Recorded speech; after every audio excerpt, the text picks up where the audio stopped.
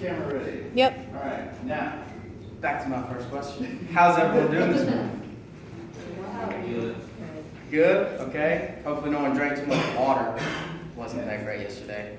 I actually drank a little too much and I woke up and my stomach was feeling a little weird, which should have been my first clue. I've been overseas before and I was told not to drink the water. Didn't think it would happen in America so much. But in 2013, I went to Venezuela in February, and there you're supposed to boil the water before we drink it. But that's not what I want to talk to you today about. What I really want to talk to you about is ways to navigate in a culture that's different from your own, whether you want to go abroad or whatever you want to do. There's a few things you need to do to make sure you're ready before you leave and before you arrive to be able to get around safely. So if you think it's not important to know at least a little bit about the culture and the language, just put yourself in my position. Like I said, in February 2013, I traveled to Venezuela.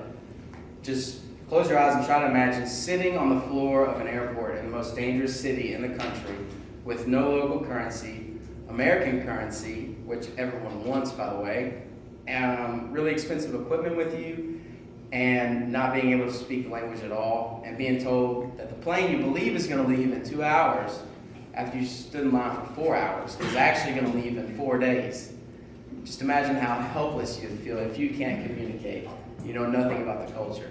This is where I was at, and this is where I hope you all never have to be at. So, hence my speech today. So, the things that I would like to tell you about is I'm going to discuss one, the basic ways to learn a language, and two, how to begin using the language in the target culture, as well as how to kind of navigate in that culture, as I've said. So on to my first point, which is basic ways to learn a language, is to read a book.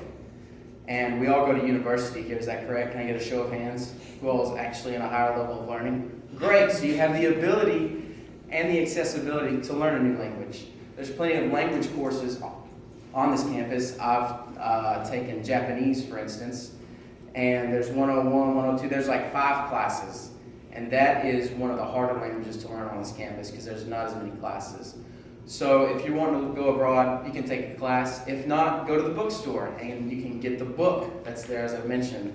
These are ways that you're going to be able to learn a language. For instance, I learned through a book called Genki, which is really popular with the Japan Times, and a really good tool for learning